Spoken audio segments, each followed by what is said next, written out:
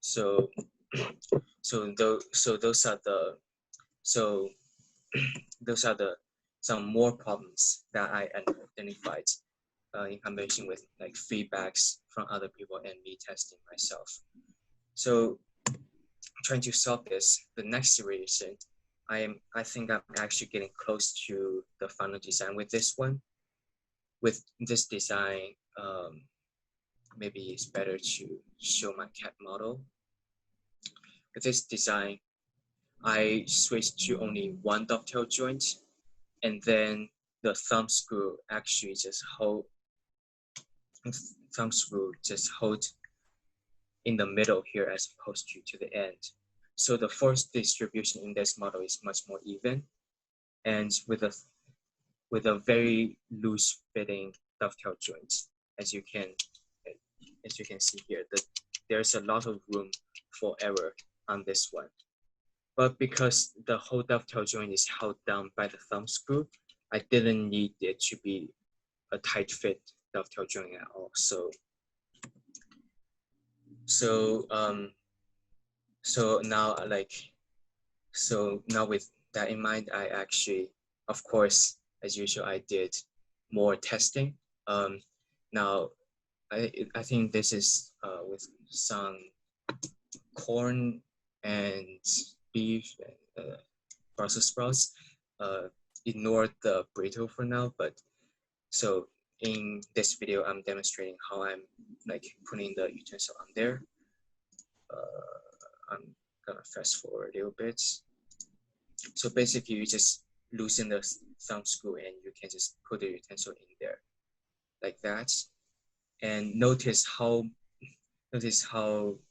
much the extra like tolerance I give to the dovetail joint actually helped in this case, helped in the fitting the unique shape of the utensil.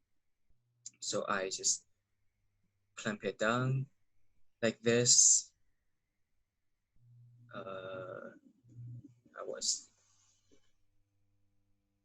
I'm gonna fast forward a little bit. Now here's the actual eating part. Now it is surprisingly stable, and even with a fork, and I can pretty much,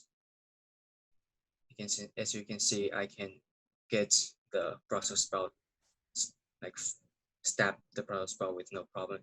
I undercooked this. This is a lot more firm than it would be, but still, there was absolutely no problem with this one.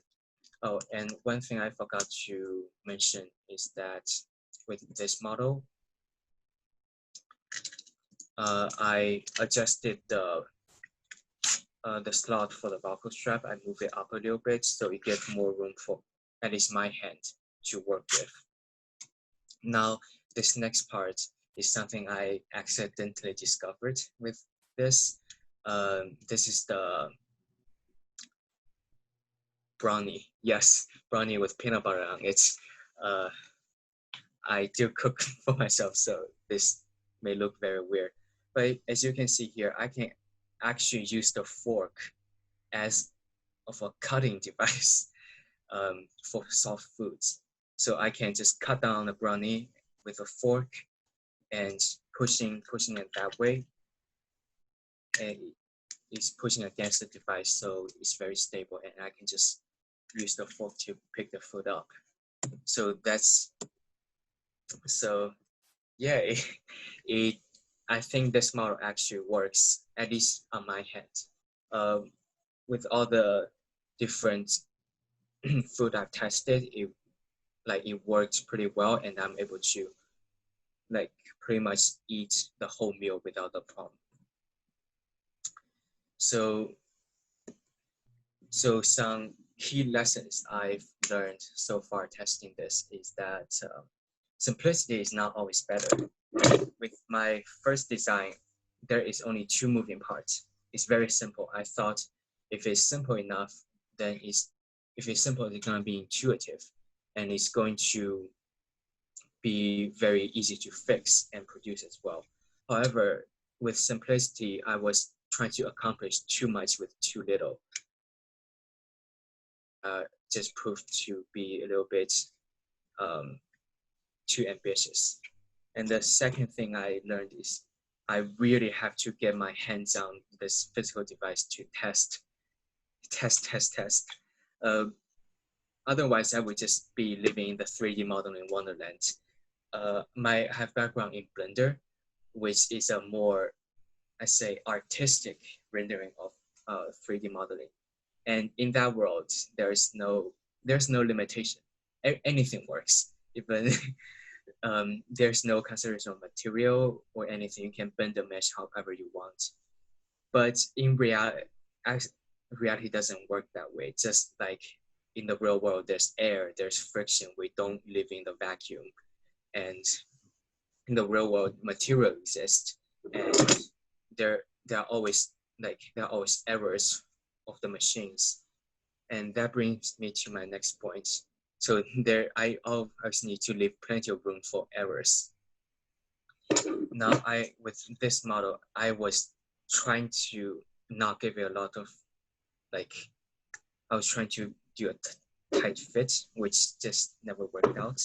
When I give it a lot more error like this, it actually works. So I can never anticipate how machine is going to behave. I just have to try to build that into my design. And the last thing I learned is that material must just matter as much as the design itself, because so far, a lot of problems with the previous model, it can be resolved by having some kind of really durable or really like bendy, some high-tech material. But we don't have access to that. So in a way, the material itself kind of can shape the design process. And so far, this is what I have. Do we have time? I'm late.